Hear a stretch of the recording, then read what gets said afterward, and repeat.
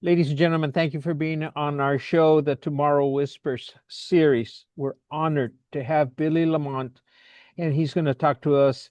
Is humanity's creativity on life support? Man, well, he has the perfect background for talking about creativity. Billy Lamont is a New York based multimedia performance poet and a reformed spirit and international reach, and appeared in major radio stations across the U.S., including Z-100 live from Lollapalooza. Oh, got that right. In New York City. He has three books of poetry and nine album CD digital download releases. His latest book, which we want to hear about it, Words Ripped from the Soul Still Bleeding, Poems for the Future Edition. Also, he was awarded the Guinness World Record for his poetry contributions to the song The Scriptures, that was a benefit for the Love, Hope, Strength Foundation and those fighting cancer. And that was written as a seed of peace for Muslims, Christians, and Jews in the Holy Land. Gosh, what a tremendous background. Billy, thank you very much for being on our program. It's my pleasure, Mr. Sanchez Amando. I think you have a great program. And I know you had a friend of mine on the program, David Duffy, who's a peer in New York City and one of my favorite poets in New York City, a talented man, a mystic, great poet, and great presence on stage. And I know him maybe since before the pandemic. And so I'm so happy to join you and to join David and the other guests on this important topic, artificial intelligence. In this timing, it's on our mind, and it should be on everyone's mind. Let's begin with that topic. In your world is creative. You deal not only in front of the camera, behind the camera, in front of the microphone, etc. So you've seen it in all aspects, from your personal life, your writings, your poetry, just all your creative involvements. What do you think about the topic? Are we seeing the decline of creativity? I don't think we're seeing a decline of creativity, but I believe there's a perception that there's a decline. And I think things look different in a board meeting when people are looking at the next quarter, how to save money, and the reality of how things work and how humanity moves forward. And I've been thinking the last years about AI, and even my latest book, it talks about soulfulness as opposed to AI. And I'm writing something new. The other night, I was writing a new poem about artificial intelligence, and so it's been on my mind, but it really came to the forefront when I was watching the film Oppenheimer. I was already thinking about it, but I was thinking about what an emergency it is, and there's so many emergencies in our world. Which one do you focus on? So I pray and I do whatever I can to, one of my poems, I talk about how everything was formed, has become deformed, needs to be reformed. So in little ways, I try to use love and creativity to reform our world. But seeing Oppenheimer, I already knew, but I was like, this is like the nuclear bomb of today, the artificial intelligence. Oh. Technology isn't good or evil, but how you use it could be good or evil. One world thinkers that they may be thinking of like a false peace. I'm a pacifist and I believe in peace, but in the wrong hands, in fascist hands, it could be a new level of something. Sometimes if a person's a little more at peace or they have more spirituality in their life, they might not have that same drive as someone who wants to control people for greed or keep people afraid, for power.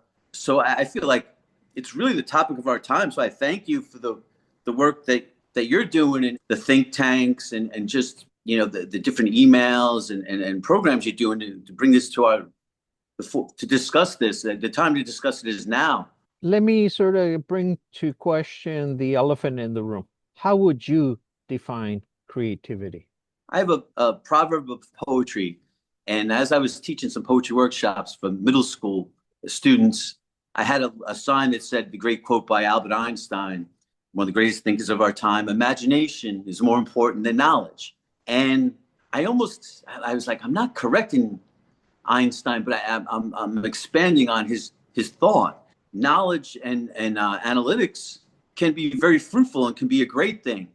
But when you're relying just on that, it's dehumanizing. It's very scary. It's very out of balance if you do that. So I had written this little proverb poem. I think that sums it up. It says, imagination with wisdom as well as knowledge to pioneer and innovate.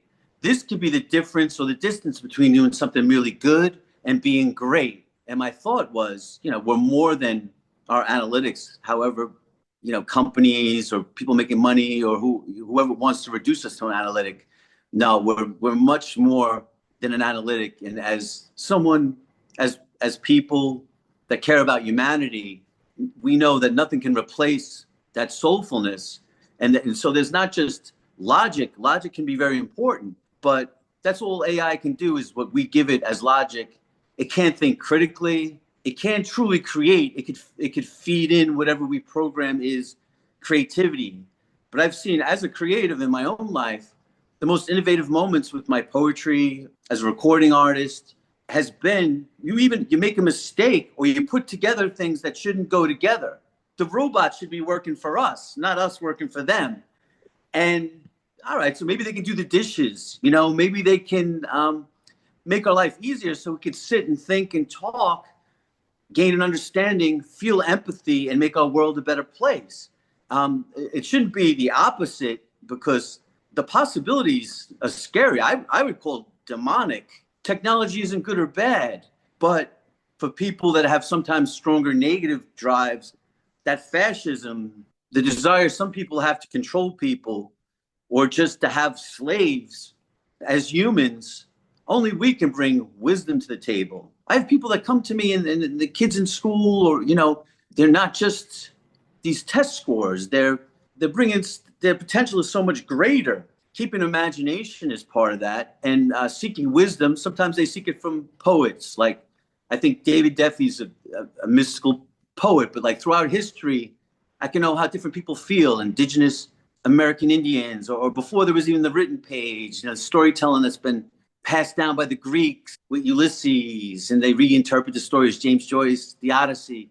I can know how it feels to be, by Garcia Lorca, a Spanish poet, or Arthur Rimbaud, a French poet, or I can know how it feels to be an African-American woman, Maya Angelou, who was also disabled. She had some trauma and she worked it out and she ended up becoming this beautiful poet. Now I know how people that read have more compassion and empathy than other people because you know how it feels to be someone else. A computer will never have that. Like when I met David Duffy or meeting you, there's an intuition. When I wrote that poem, there was an intuition. Like I just had a chill when I said that. I'm not talking about emotion. I'm talking about like the human spirit. So humanity is just so much greater than artificial intelligence. And I'm not threatened because I think it's just unwise and the end is destruction that people that put their faith. It's sad and it grieves me to think the people that would put their lives or everyone's lives in the hand of artificial intelligence. I believe the human spirit, which if you're Eastern, there's a higher, lower chakras. As maybe a different kind of follower of Jesus, there's different Jesus to different people. There's only one Jesus, but God is so big. If you believe in God and the universe, it's hard to define. But Jesus that I see, he talked about flesh and spirit. So like the higher, lower chakras, but I even believe there's the Holy Spirit, like spirit of creation, and different people will call it different things, higher, lower chakras, but that intuition. So there's the wisdom, there's the imagination, but then that intuition will never be programmed. And that's the scary part. Because if people think it's the same thing, just logic, now we're reduced to robots or demons or it's like a wild card. We're a person, but the soulfulness of a person, I have faith in the human spirit. And above that, the divine that can be within and the awareness of that, which is very different than artificial intelligence. So that's more like my first gut feelings. And then like if you're going to, I touched on innovation a few times, and sometimes it's been a mistake or sometimes it's logic. Okay, in poetry, I'm a performance poet. I have a gift for poetry, performance. I want to put hope into it. Like some of my influences, Woody Guthrie influenced my friend who just passed away, the late Mike Peters, U2. There's different people, different influences. You could look at Blake, but then Rumi was doing the same thing at the same time. But maybe I have more of the Christian background. But really, a lot of it is just so much, to me, what I call God, some people call the universe, just keeps getting bigger and bigger. But what I see is innovation. So I was like, electronic music was a new canvas. It's not a competition poetry, but I was like, you had all the geniuses that did poetry, and you had the beat poets used jazz, or the Beatles and Bob Dylan used folk music. And then the punk poets, and some of them, like, I know Patti Smith's an acquaintance. I knew Jim Carroll, the punk poets. I'm like, what can I do? So for me, I kind of came from a rock and roll background. And as hip hop was being invented,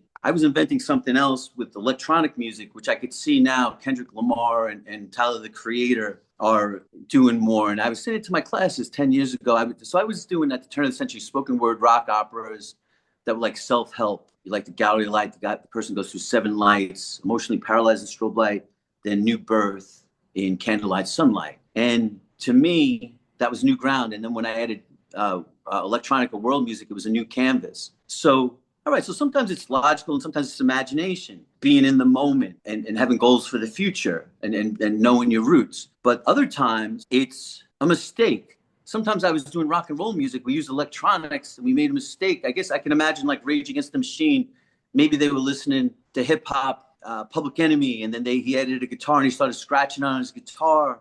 Or reggae music was created by someone made a mistake and then it became a whole music form. With a computer, that will never happen. So the mistakes are important, the imagination, and then just the wisdom. You could program, this is creativity, this is wisdom, but it's much more than that. And I've experienced these moments of intuition where I knew I was going to meet Steven Spielberg. Someone invited me to something, so there was some logic, but it was also, there was a certain intuition. It's like, as a poet, it's just beyond words, really, you know? Yeah, I suppose you're always struggling for the right word, knowing that you'll never find it. So you guys live in that world, and I appreciate it and admire the ongoing emphasis to do that. Thank you. Someone was to ask you, since you have the experience of being an educator as well. Somebody says to you, "How do we teach children to be creative?"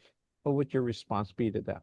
I think the first thing is to teach them to think critically and not just be so concerned about test scores. And I understand we do need certain goals and measurements, but the first thing is I tell the kids the point of school is to learn how to think for yourself and to think critically. And today there's so many rabbit holes. As a man of faith, there can be 6 rabbit holes, you know, and I'm an independent, but it's people used to see me as a left Christian, and some people. If I talk to a kid, it's like, listen, the phones are a great resource. It's like a library right at your fingertips, but less time there, more time reading. Learn to think critically, and then to create.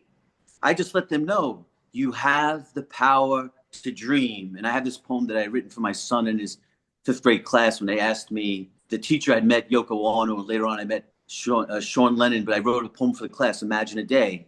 And one of the thoughts was, we need an intelligent heart, a loving mind.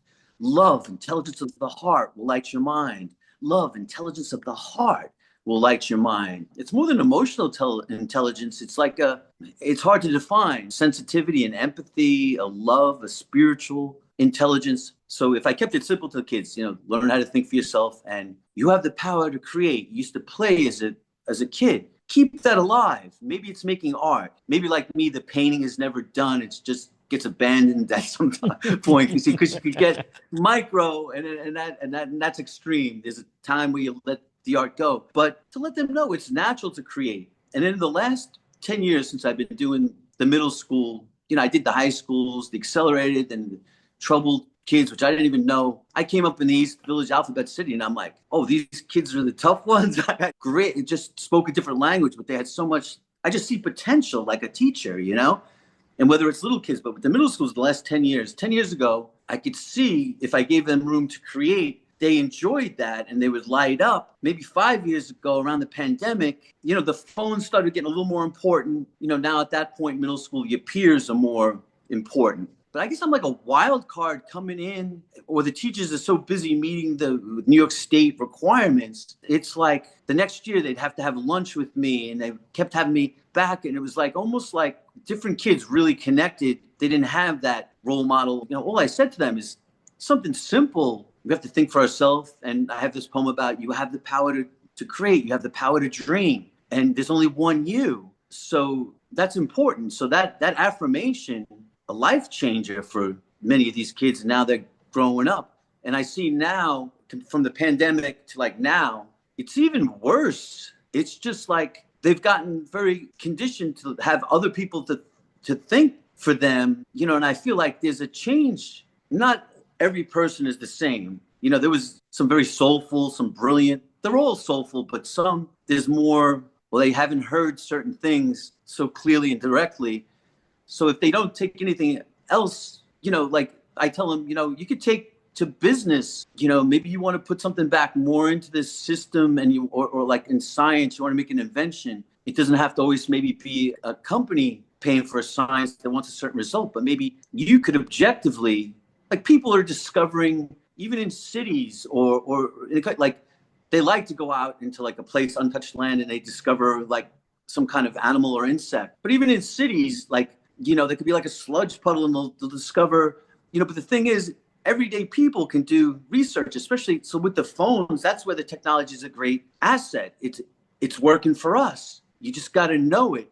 But instead, it becomes being entertained, just like an apathy, like, tell me what to do, I'm hearing, actually, I was doing an article this morning on the idea that the phone has become to lay it down, an addiction, and not an addiction in a drug form, an addiction to stimulation, an ongoing 24. I mean, Yes. to the point where you can't even turn it off at night because you don't want to stop the momentum. But the question is, why are we doing that constantly to ourselves when we have the power to turn it off? But what Yes. drives us into this form of addiction for stimulation? Let me move on to the other question, which you mentioned. This is a little bit sidebar. Do you think schools are teaching students how to be creative thinkers? I think it's getting, from what I see, just, my perception and what like I feel like there's still the desire to, but it's getting more pushed to the side.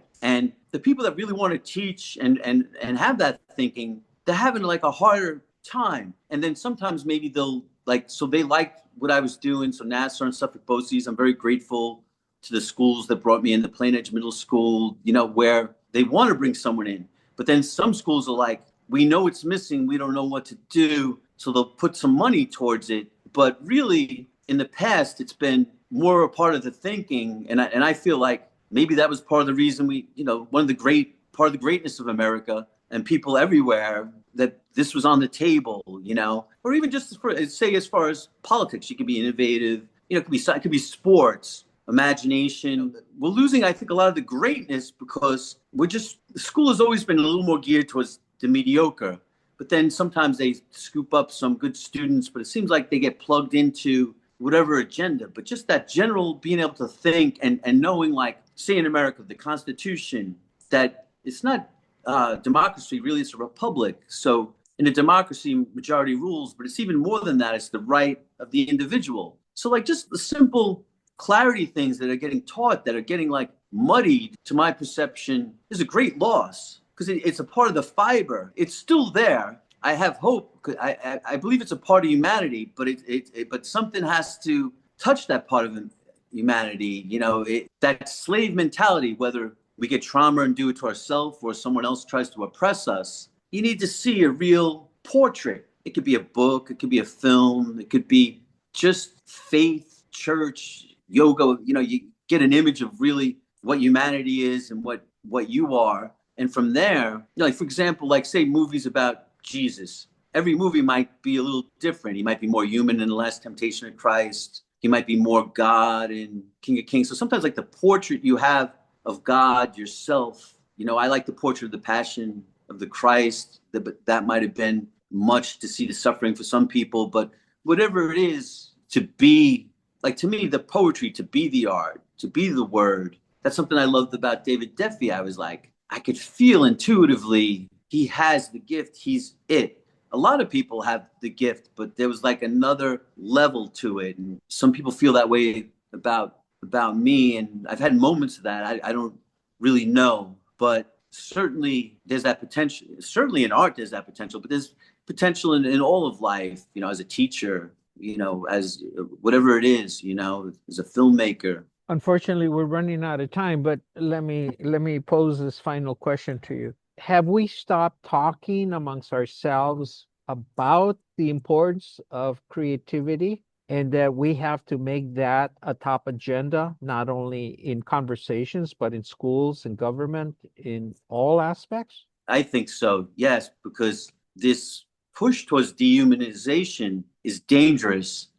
And I think that should be a higher topic and get discussed more everywhere. And I know people try to break it down to AI, but AI will never replace humanity. And we need to keep our creativity alive and that soulfulness and imagination and wisdom. And we cannot take that for granted because it's one of the most important things about being a human and for humanity, so that's not something that should be on the back burner or even lost. You taught me a very valuable lesson as I was sitting here listening to you, and it goes back to the idea that as humans, we rely too much on periods and we don't work enough with question marks. What I'm saying is that we say things rather than ask things.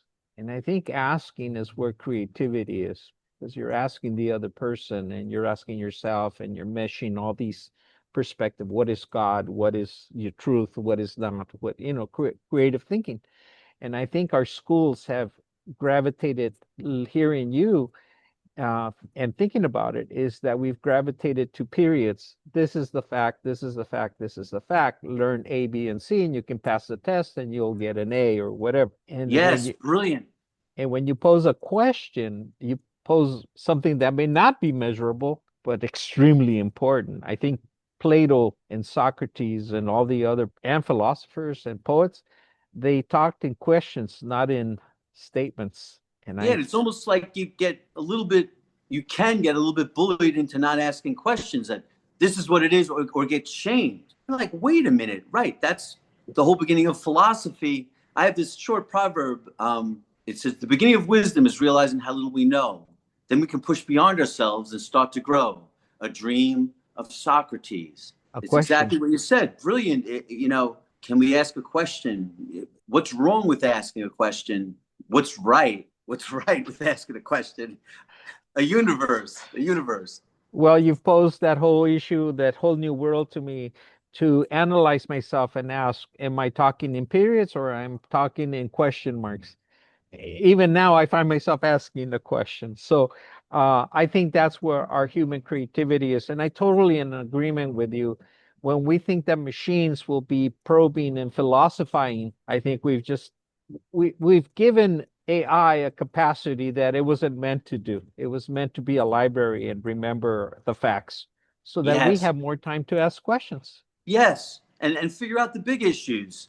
And think tanks, maybe it'll be balanced. Maybe in the past, an artist or philosopher wasn't included in that. Maybe they could be there, not just the corporations or like that 1%, but maybe someone could be there for their interest, but they could be an artist, a philosopher, and come together and have a greater humanity, a conversation. So that I think that brilliant. You gave me a lot to think about too. Thank you for your observation, because that's what's great about conversation. You have the rest of the day now. Maybe I'll see a sunset and I'll be thinking about what you just said. And I'm like, your synopsis and this new energy and brilliant. You're absolutely right. There's nothing more to say to me. That's the final word. Yeah. Yeah. And, the original question of, is AI going to be the end of us, a threat? No, we're not threatened. But if we're wise, we're going to keep human creativity together. And that is what's going to win. Love's going to win, empathy, because it's just higher. That other stuff, as caring people, the dignity of people, we're not robots. We're not slaves. We're not just consumers. So that's going to win. But we just don't want to see the disgusting devastation that can happen if it goes out of balance. So that's why I'm grateful and thank you for this conversation now, because I think about these things privately and I don't always have the expression of it. And it's been coming out of my writings. Well, again, Billy, thank you very much for being on our show. And again, just a sort of overall summary for me, learning from you and from David and all the others that speak on the issue of creativity, is that it's effort to be creative. We can't just say, oh, gee, I'm lazy. Let me have AI do it for me. No, Yes, it will continue to be a laborious process to be creative, and it's not a negative, it's a positive because I think as humans, we're wired to be that. So thank you very much for your words, Billy, and I look forward to having you on future shows. My pleasure. And as I'm listening to you, I'm thinking of how like if we're not growing, we're eroding. So like myself, it's like I'll burn a calorie creating. It's like ripple in the ocean that is like I've seen. It's been transformative in so many ways to people into our world. And thank you. Yeah. So hello as a new longtime friend, and thank you, Amanda, for having me on. Thank you, Billy. Ladies and gentlemen, thank you for being here on our program and being impacted by the beautiful words of Billy Lamont. And we'll follow you in wherever you are in your web pages and all your books and everything else. Thank you, Billy. Thank you. Love and life. Peace. Adios.